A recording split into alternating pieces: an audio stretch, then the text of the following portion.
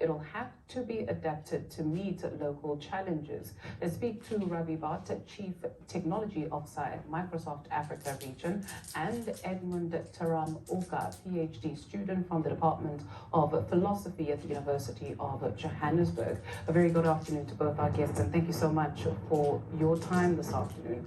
Perhaps maybe let's start by getting an understanding of this world of AI in the South African context. I mean, so much is said about the fourth industrial revolution, but apparently it's left us behind already. So how do we characterize it? So let me define what simple terms AI is, right? It is a framework of development of various applications, which actually helps process complex, mundane, repetitive tasks with or without or very less human intervention.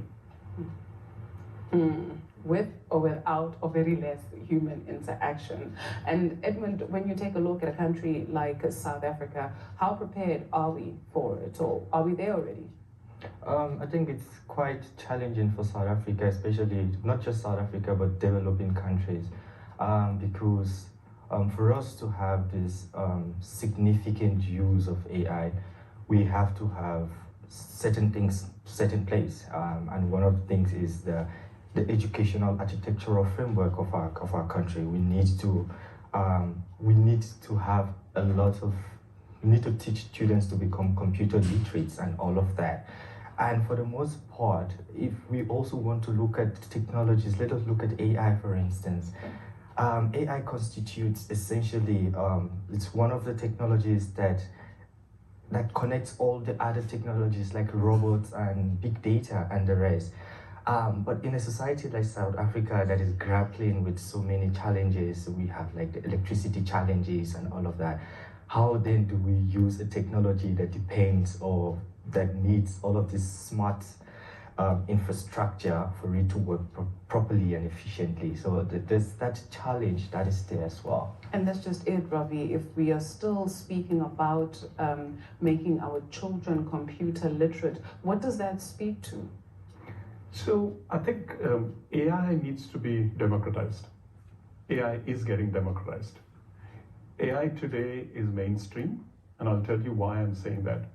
What AI is doing today is what Windows was to PC in 1980s. Making sure that AI is consumable at all levels of organizations or people, from an organization, from an employee, to you and me as a consumer. And the way AI is actually changing these three aspects of society is going to revolutionize the way we have access to cloud today.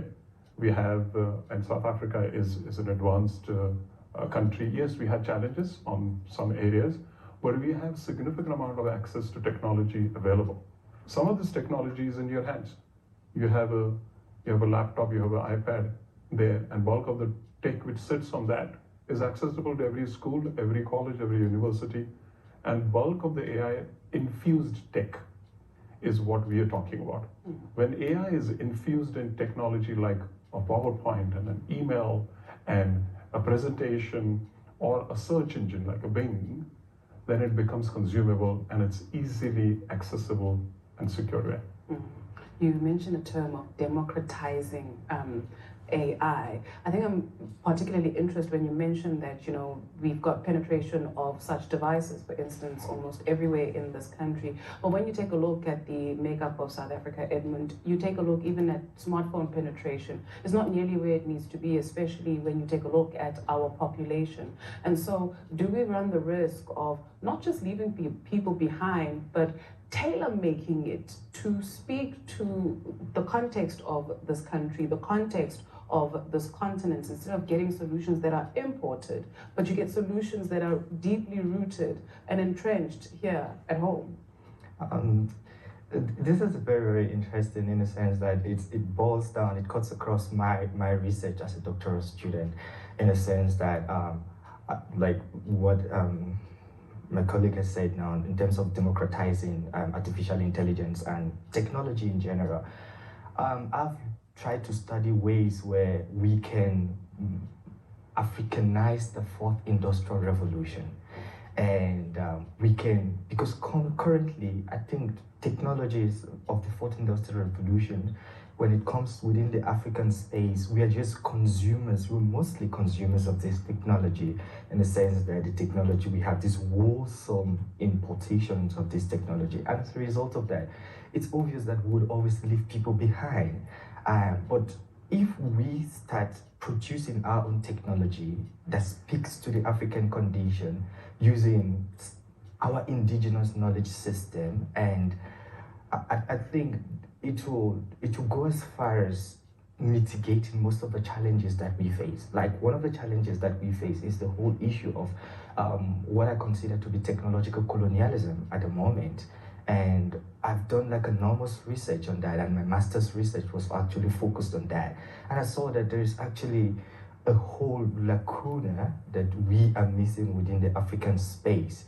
And that is why the call for the democratization of technology, or a regional production of this technology, is very, very relevant, and it would give us, it will be significant in our current development. And as a result of that, in my view, I think that if it will enable people in the grassroots to also have access to this technology. If, for instance, if we have technologies that are being produced in South Africa, it's obvious that people in the grassroots would have access to this technology because it is close to home, as compared to when there's this wholesale importation of this technology from, let's say, Euro-America or China currently, that is. Because it's nice to play with the rest of the world, but we must also have our own identity that uniquely speaks to the needs and the wants of the people of this continent. Ravi, when you speak of democratizing AI, how then are organizations like yourselves plugging the gap or making that a reality? So firstly is making the technology available to everybody. That's very important, right? I spoke about from student to organizations. Everybody should have access. Our mission is to empower every person in every organization on this planet to achieve more. What does AI do? AI helps to achieve more. AI helps to become more productive. AI helps organizations to grow. AI helps individuals to like their jobs because it makes it more creative. It actually takes some of the pieces which we really don't like away and makes our job interesting. Whether you're a poet, you're a writer, you're a painter, you are a creator, your job of human ingenuity, which is the creation part, is uplifted. So that's one. Second part is, my colleague talked about skills, making sure that we democratize skills on AI. Obviously, we talk about making sure people are maths literate and IT literate. Those things will come in handy. How do we use these technologies in the best way that they can help us actually do our jobs better? Those are the kinds of training, skilling, which we need to do right from grassroots, from schools, colleges, university. Because AI is here. We can't run away from it. And most importantly, we should embrace it because it is going to create new industries. It is going to create new jobs. It is going to create a new whole world, and it will augment the way we all work from today to tomorrow. Like you said, with or without you, AI is here and it's going to bulldoze ahead. Edmund, I'd like for us to expand on why it is important to have homegrown solutions. Maybe I ask in light of recent conflicts, or the recent conflict in Sudan, but you've also got conflicts in other parts of the continent, what is also now known as the Coup Belt of West Africa. What role can AI that is developed on this continent help? Because also the business of war is quite lucrative. Yeah. So I think one of the roles that AI can do, and first let us look at technologies such as autonomous weapon system, for instance. It uses significantly AI to search for its for lack of a better word, its victim. So let's say if the technology is sent to kill someone. So it's called a killer robot. So it has been designed in such a way that it has some level of autonomy, perhaps we could say semi-autonomy, whereby you can just put the what's it called, the identity of the person, and the robot goes and search for the person and eliminates the person. And I think the US had used it. I think that was last year when they killed, I've forgotten, one of these Eastern countries, one of these generals that the US had sent a killer robot to kill. So, because the business of war, like you said, it's a very lucrative business. And if we look at, let us now say, okay, within the African space now, what are the kind of knowledge system, what are the infrastructures that we have in place that can help us build, let's say, weapons, for instance? How can we achieve that? And all of that. But I don't think at the moment, given where the continent is, I think for us to start looking at how to advance artificial intelligence and robotics, we need to begin from making our students and school become literate, computer literate, and we need to teach them these computer skills. We need to advance science and technological teaching, and at the same time philosophical, ethical skills as well, whereby students will know what is good in terms of this technology and what is in quote bad and all of that. And let us also look at West Africa. Let us look at the Boko Haram now, for instance. If we had sufficient super intelligent technologies, it's easy for us to have a drone network that can go and surveil the environment. Like in Nigeria, we have the Sambisa forest where the hideouts of these Boko Haram members. We can have like powerful technologies that can surveil the area and know the activities that happen within that area.